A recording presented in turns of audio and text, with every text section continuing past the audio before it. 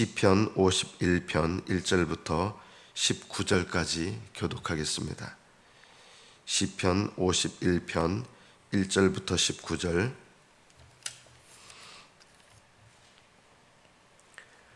(1절부터) 교독합니다. 하나님이여, 주의 인자를 따라 내게 은혜를 베푸시며 주의 많은 긍휼을 따라 내 죄악을 지워주소서.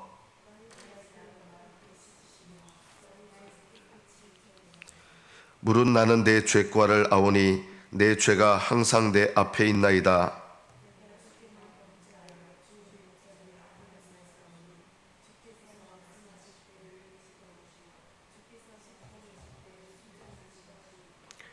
내가 죄악 중에서 출생하였으며 어머니가 죄 중에서 나를 잉태하였나이다.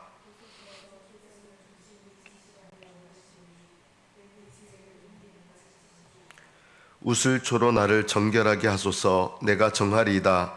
나의 죄를 씻어주소서. 내가 눈보다 희리이다.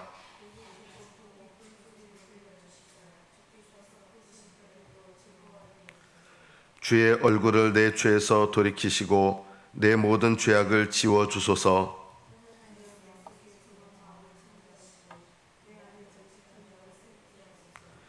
나를 주 앞에서 쫓아내지 마시며 주의 성령을 내게서 거두지 마소서.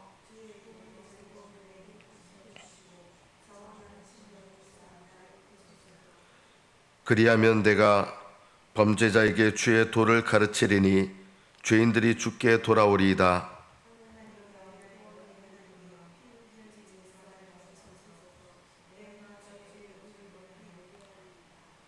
주여, 내 입술을 열어주소서. 내 입이 주를 찬송하며 전파하리이다.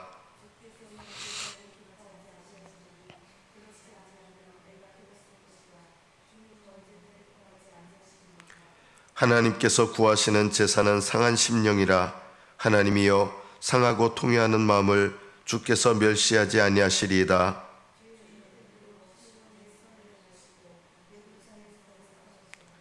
그때 주께서 의로운 제사와 번제와 온전한 번제를 기뻐하시리니 그때 그들이 수소를 주의 제단에 드리리이다.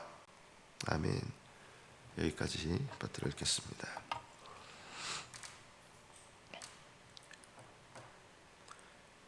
이 시편 51편은 회개 기도의 바이블이라고 할 수 있는 정말 중요한 장입니다. 물론 어떤 성경 말씀이 중요하지 않은 성경이 어디 있겠습니까? 그러나 회개를 배우는 데 있어서, 회개 기도를 하는 데 있어서 이 시편 51편은 가장 중요하고 참된 회개를 위해서 우리가 반드시 묵상하고 알아야 될 말씀입니다. 하나님께서는 우리가 죄를 가볍게 여기기를 원치 않으십니다. 그러나 동시에 죄에 짓눌려 사는 것도 원치 않으십니다. 죄를 가볍게 여기는 것도, 그리고 죄에 짓눌려 사는 것도 원치 않으시는 하나님 앞에 우리가 해야 될 올바른 반응이 무엇이냐라고 하면 바로 회개입니다. 그럼 어떤 회개가 하나님께서 받으시고 기뻐하시는 회개가 되는가? 다윗은 오늘 본문 속에서 자기가 하나님 앞에 어떤 죄를 지었는지 알고 있습니다. 또 그 죄에 대해서 자기가 본성적으로 죄성에 물들어 있다는 것을 고백합니다. 그리고 태어날 때부터 자기는 어머니 모태에서부터 죄 중에 잉태되었다는 것을 이야기합니다. 이런 것을 이야기할 때 결코 조금도 핑계를 대는 마음이 없습니다. 내가 주께만 범죄했습니다, 이 말을 하는데, 주께만 범죄했다는 말은 사람한테는 죄를 안 지었고 하나님께만 죄를 지었습니다, 이것을 말하는 게 아니라 사람에게 지은 죄든 하나님께 지은 죄든 모든 죄가 하나님을 향하여 지은 죄라는 것을 인정하는 것입니다. 여러분은 사람에게 지은 죄를 하나님께 지은 죄로 인정하십니까? 우리는 곧잘 이런 말을 잘 합니다. 내가 하나님 앞에 잘못한 건 있어도 사람 앞에 잘못한 건 없다. 그건 참 교만한 말입니다. 다윗이 내가 주께만 범죄하였다 이 말은 사람한테 죄를 범하지 않았다 이 뜻이 아니라 사람에게 지은 것이든 하나님께 지은 것이든 모든 죄가 하나님께로만 향하여 하나님께 지은 죄라는 것을 철저하게 인식하는 겁니다. 이런 다윗의 회개하는 마음을 우리가 배워야 됩니다. 내가 주께만 범죄했습니다. 이 말은 사람한테 죄 지은 적 없습니다. 이 뜻이 아닙니다. 우리는 사람에게 지은 죄를 가볍게 여깁니다. 하나님께 지은 죄는 큰 죄로 여기고 사람에게 지은 죄는 가볍게 여깁니다. 그렇지 않습니까? 그러나 다윗은 이런 마음을 회개합니다. 사람에게 지은 죄도 주께만 범죄한 것입니다. 하나님께 범한 죄나 사람에게 범한 죄나 같습니다. 우리가 이것을 깨달아야 됩니다. 다윗은 이런 죄에 대해서 죄의 크고 작음을 이야기하지 않습니다. 모든 죄가 하나님을 향하여 범죄한 깊은 죄라는 것을 인식하는 것입니다. 이것이 다윗의 회개 기도를 통해서 우리가 배워야 될 첫 번째 회개의 중심입니다. 주께만 범죄했습니다.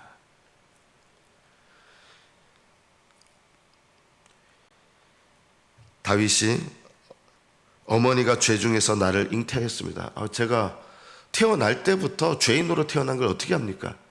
이런 마음이 조금도 아닙니다. 이것이 이제 신학적으로 말하면 원죄를 말하는 거죠.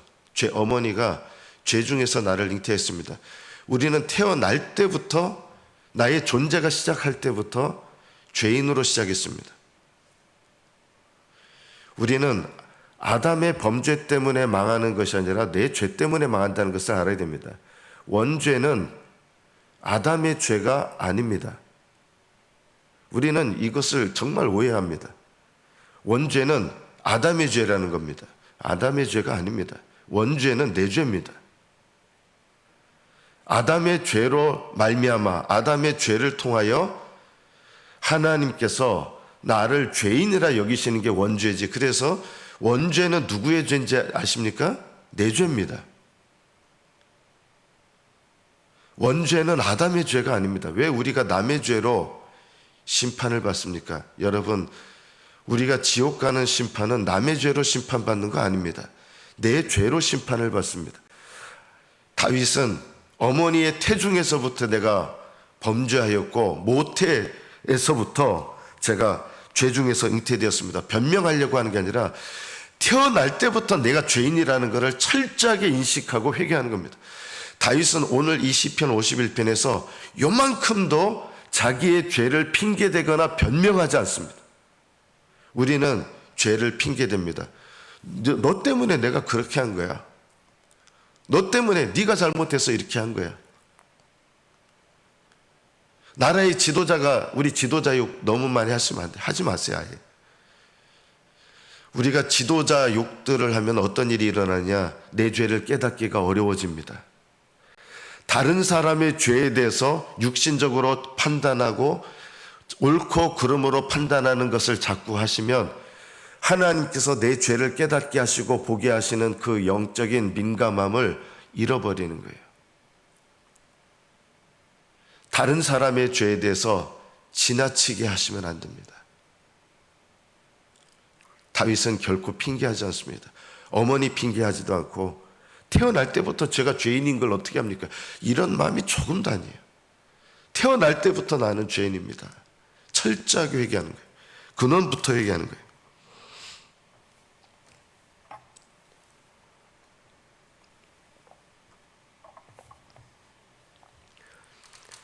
다윗은 하나님 앞에 죄를 회개하는 일에 있어서 그 어떤 외적인 요인도 그리고 자기 안에 있는 어떤 조건도 결코 핑계하지 않았습니다.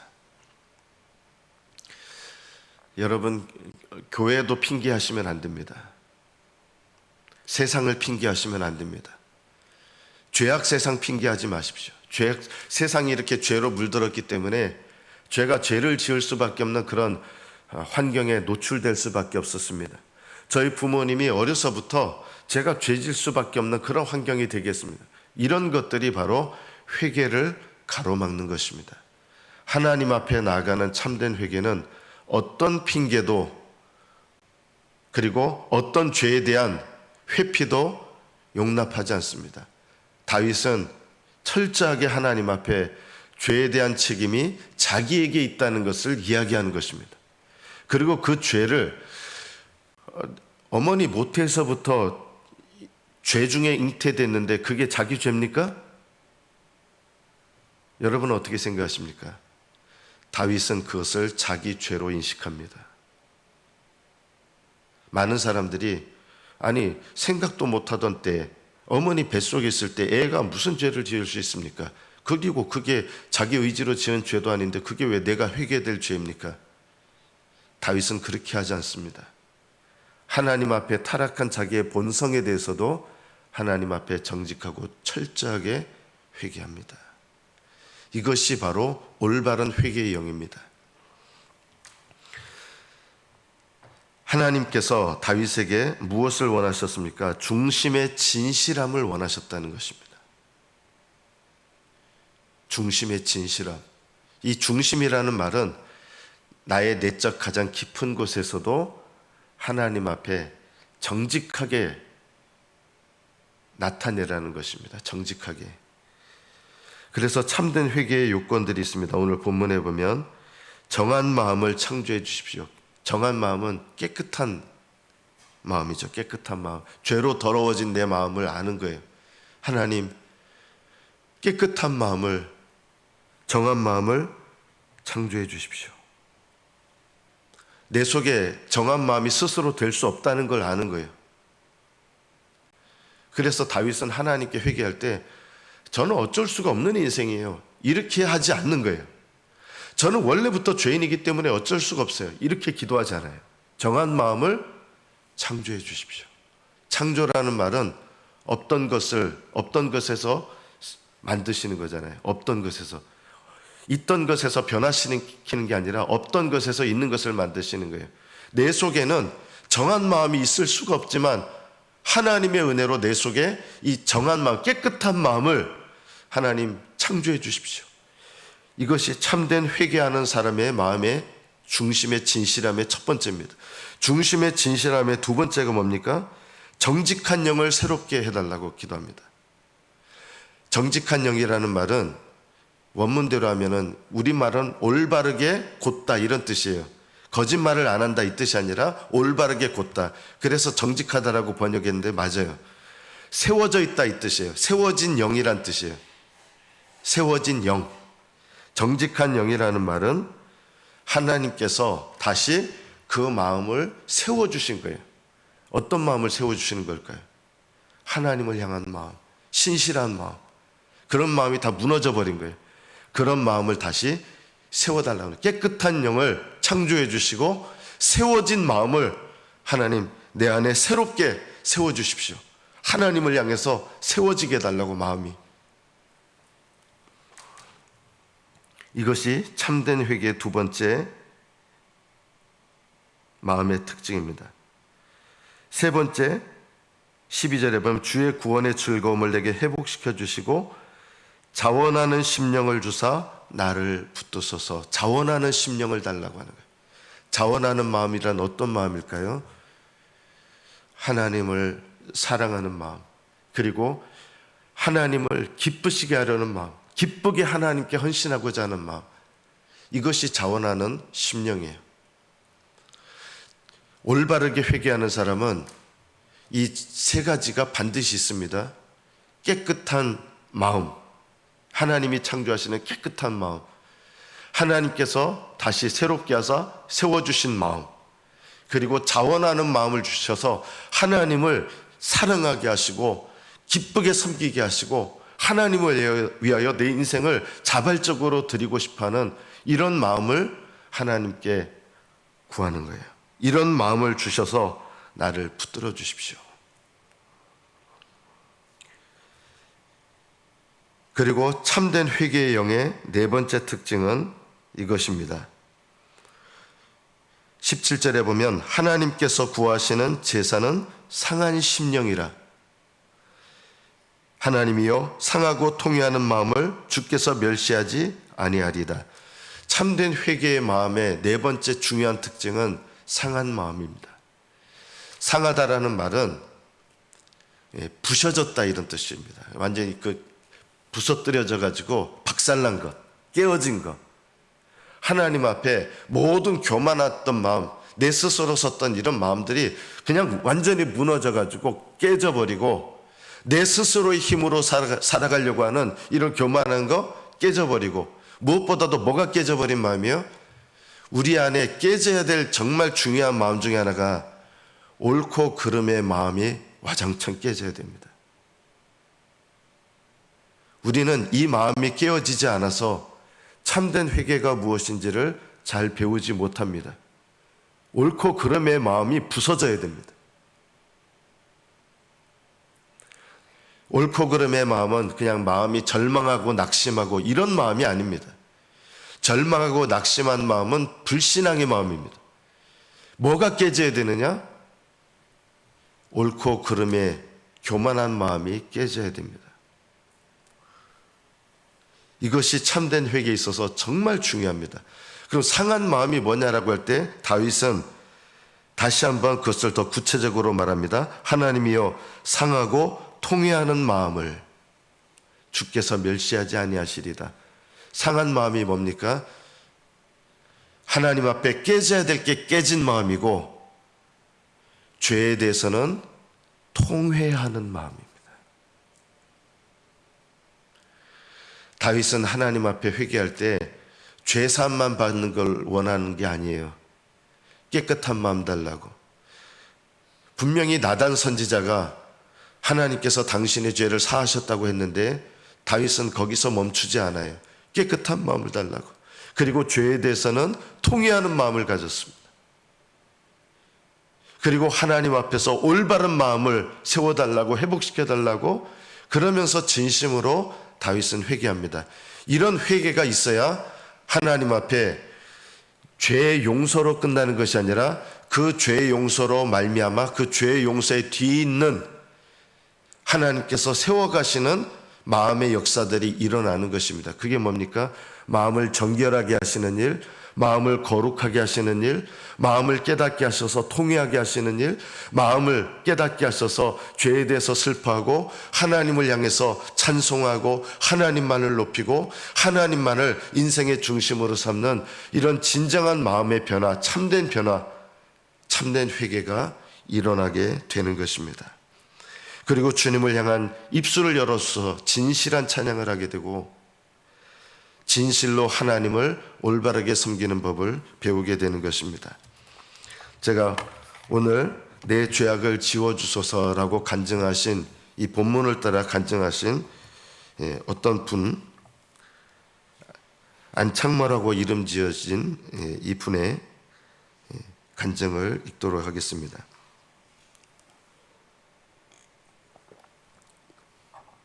초등학교 2학년 때부터 어머니를 따라 교회 다녔습니다. 저는 그곳에서 학창시절을 보내고 아내를 만나 결혼도 했습니다. 그리고 20년 이상 주일학교 교사로 봉사하며 교회에서 인정도 받고 교인들과 가족같이 지냈습니다. 그러다 40대 초반에 안수집사가 되었습니다. 그런데 원로 목사님이 은퇴하시고 담임 목사님이 새로 부임하신 후 교회에 분란이 생겼습니다. 원로 목사님을 지지하는 쪽과 담임 목사님을 지지하는 쪽으로 나뉘어 교인들이 대립하게 된 것입니다. 그때 저는 담임 목사님을 지지하는 편에 서서 분란을 더욱 조장했습니다. 구호가 적힌 띠를 두른 채 교인들에게 직접 만든 유인물을 나눠줄 뿐 아니라 그들을 선동하는 연설을 하기도 했습니다. 더 나아가 상대편을 소송하고자 변호사를 만나기도 하고 몸싸움까지 벌였습니다. 어떻게 보면 이거는 이제 교회의 죄죠. 원로 목사님 편과 새로 오신 담임 목사님 편이 나뉘어져 가지고 이제 교회가 분란에 들어간 거예요. 이게 교회의 죄죠. 자, 그런데 이제 제가 그 다음에 읽어드리고자 하는 것은 우리는 다른 사람의 죄에 대해서, 교회의 죄에 대해서 세상의 죄에 대해서 핑계해서는 안 됩니다. 하나님 앞에 우리는 다윗에게 뭘 배워야 된다 그랬죠? 죄를 핑계하는 것이 아니라 내 죄를 깨닫고 회개하는 것을 배워야 됩니다.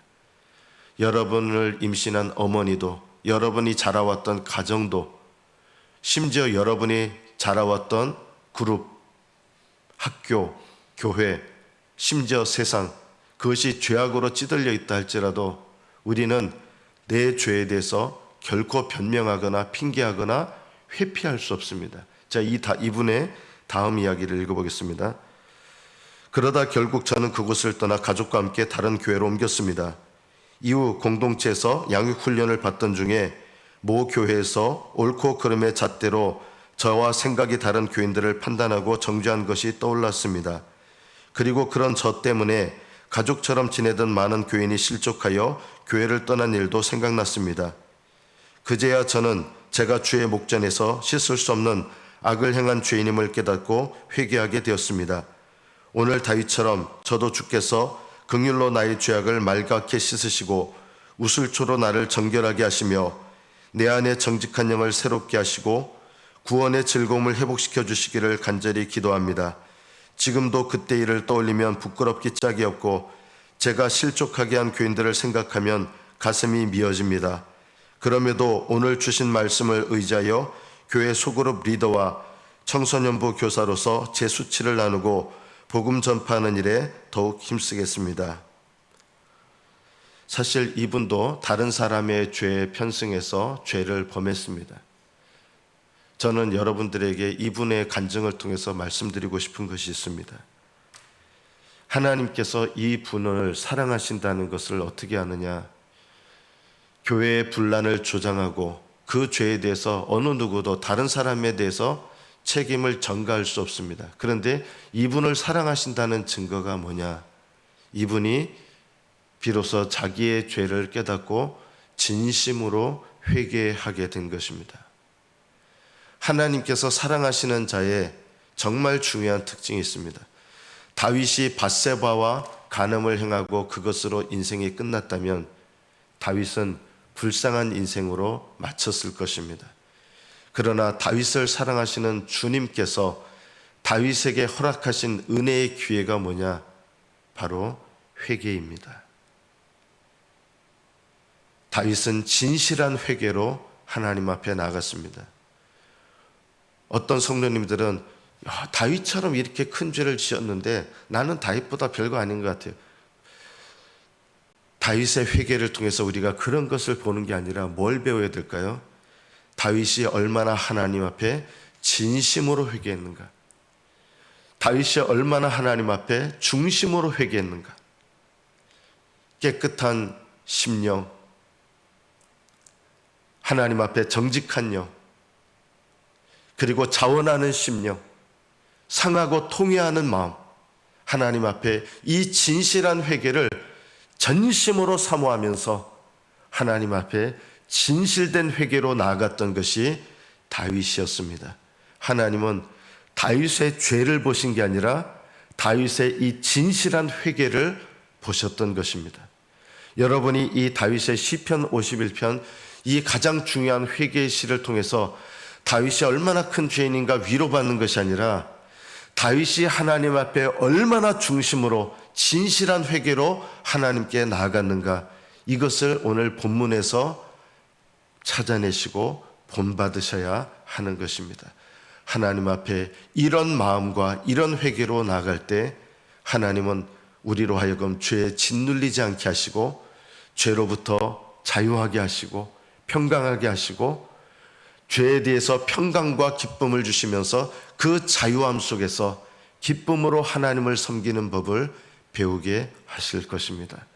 저와 여러분의 삶 속에 이런 평강과 기쁨과 자유함이 넘치시기를 예수님의 이름으로 축복합니다. 기도하겠습니다.